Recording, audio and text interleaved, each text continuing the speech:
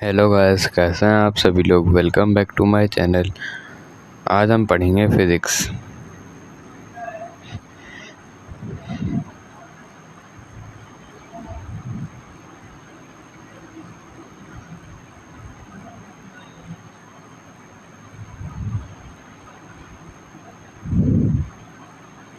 तो पिछले लेक्चर में हमने चैप्टर नंबर 3 स्टार्ट किया था और हमने डिस्पर्जन ऑफ लाइट और स्पेक्ट्रम ऑफ लाइट पढ़ा था, मतलब वाइट लाइट। और हमने इसकी फ्रीक्वेंसी रेंज पढ़ी थी, फ्रीक्वेंसीज पढ़ी थी कलर्स की। और आज हम पढ़ने वाले हैं इस लेक्चर में इलेक्ट्रोमैग्नेटिक स्पेक्ट्रम के बारे में।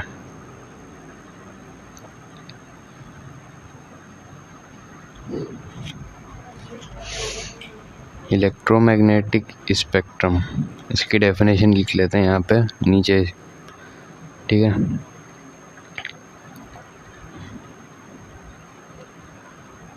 The entire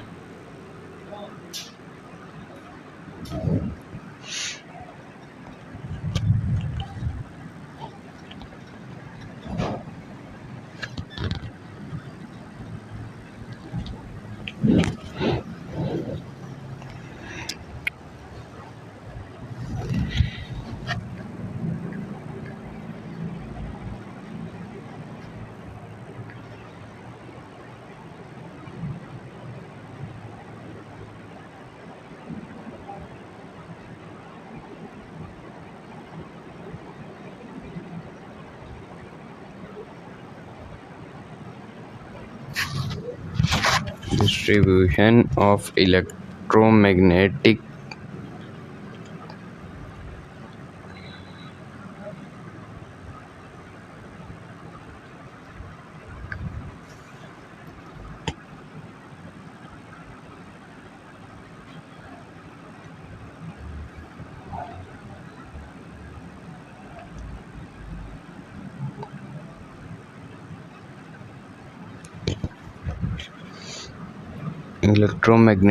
waves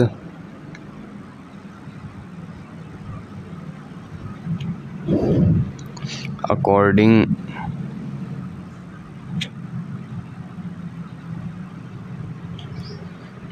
to their frequency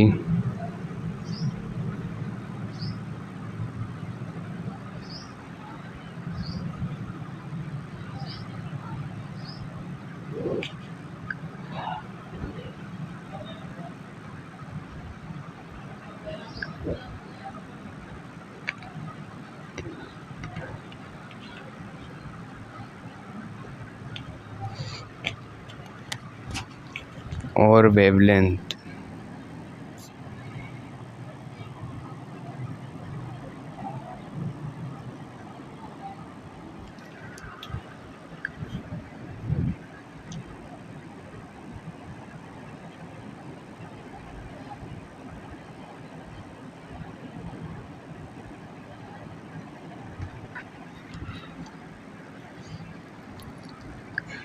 electromagnetic spectrum यानी कि distribution of electromagnetic wave according to their frequency और वेवलेंथ, यानी कि ऐसी डिस्ट्रीब्यूशन इलेक्ट्रोमैग्नेटिक वेव्स की जो कि या तो उनकी फ्रीक्वेंसी के अकॉर्डिंग हो या फिर उनकी वेवलेंथ के अकॉर्डिंग हो।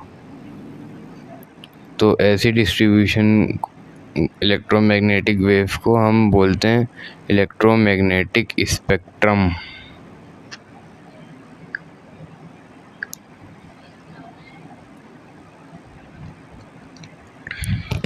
अब इसको हम अपने इस टेबल की मदद से समझ लेते हैं।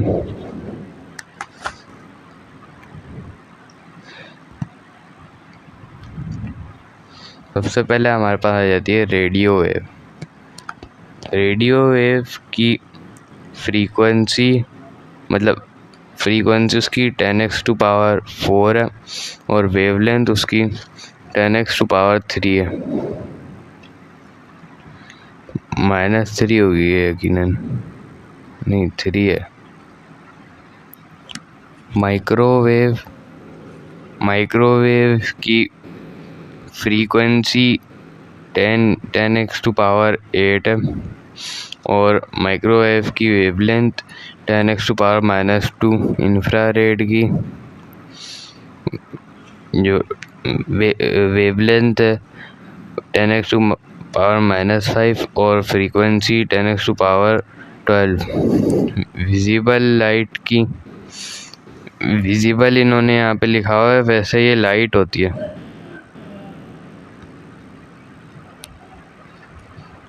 इसको हम लाइट भी बोल सकते हैं, विजिबल लाइट भी बोल सकते हैं, खाली विजिबल भी बोल सकते हैं, क्योंकि इसके अलावा हम किसी भी वेव को देख नहीं सकते। लाइट के अलावा किसी वेव को हम देख नहीं सकते। और लाइट ही एक इकलौती ऐसी वेव है, इलेक्ट्रोमैग्नेटिक वेव, जिसका हमारी बॉडी पे कोई नुकसान नहीं है। नहीं तो फिर ये बाकी जो वेव्स हैं इनके कहीं ना कहीं हमारी बॉडी पे नुकसानात होते हैं, साइड इफ़ेक्ट्स होते हैं कहीं ना कहीं। लाइट का हमारी बॉडी पे कोई साइड इफ़ेक्ट नहीं होता। तो लाइट की जो फ्रीक्वेंसी है वो 10⁻10 है, मतलब 10⁻15, और वेवलेंथ 0.5 × 10⁻⁻6। अल्ट्रावायलेट यानी कि यूवी वेव, इसकी वेवलेंथ हमारे पास 10⁻⁻8 है और फ्रीक्वेंसी इसकी 10⁻16 है। और एक्सरे की हमारे पास जो वेवलेंथ है वो 10⁻⁻10 है और फ्रीक्वेंसी है 10⁻8। गामा रे की जो वेवलेंथ है वो -12 है और फ्रीक्वेंसी इसकी 20 है। तो आप लोगों ने देखा पहले रेडियो की फ्रीक्वेंसी कम, फिर उससे ज़्यादा माइक्रोवेव की, फिर इंफ्रारेड की उससे ज़्यादा, फिर विजिबल लाइट की उससे ज़्यादा, अल्ट्रावायलेट की उससे ज़्यादा और एक्सरे की उससे ज़्यादा, गामा की उससे ज़्यादा।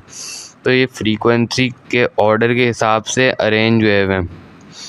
जो सबसे ऊपर उसकी सबसे कम, जो उससे नीचे उसकी उससे ज़्यादा, फिर ऐसे करके जो एंड में होती है उसकी सबसे ज़्यादा होती है। इसको याद करने की हमारे पास एक पोयम भी है, वो भी मैं आप लोगों को बता देता हूँ। Rich man in London use extra gold coins. तो हम यहाँ पे इसको ऐसे याद कर सकते हैं, रिच में क्या आ रहा है, आर फॉर रेडियो, मैन में माइक्रो, मैन में एम आ रहा है तो उससे माइक्रो, और इन में आई आ रहा है तो उससे इंफ्रारेड, लंदन में एल आ रहा है तो उससे लाइट, और यूज़ में मतलब यू आ रहा है तो उससे अल्ट्रावायलेट यानी कि यूवी, जो हमारी रेडिएशन होती है, जो वेव होती है यूवी वेव।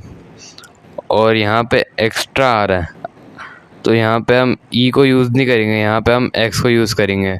ये हमारी एक्सरे हो जाएगी। गोल्ड यानी कि गोल्ड का जी है, जी से गामा रेज, और सी है, सी से कॉस्मिक रेज। कॉस्मिक रेज आप लोगों के सिलेबस में नहीं है, मगर आगे जाके आप लोगों को पढ़ाई जाएगी। तो अभी फ़िलहाल के लिए आप कॉस्मिक रेस को स्किप भी कर लेते हैं तो आप बिल्कुल सही लिख रहे हैं स्पेक्ट्रम इसका, ठीक है। तो ये पोएम आप लोगों को लाजमी याद होनी चाहिए इलेक्ट्रोमैग्नेटिक स्पेक्ट्रम लिखने के लिए।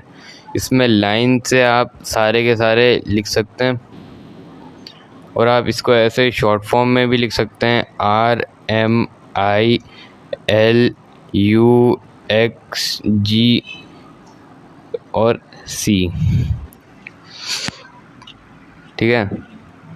तो उम्मीद है आप लोगों को आज का मेरा लेक्चर समझ में आया होगा। अगर समझ में आया तो लाइक शेयर सब्सक्राइब कमेंट लाजमी कर दिएगा, और अगर कुछ समझ में नहीं आया तो आप मुझसे कमेंट बॉक्स में पूछ लीजिएगा। मिलते हैं अगले लेक्चर में, जब तक के लिए अल्लाह हाफिज़।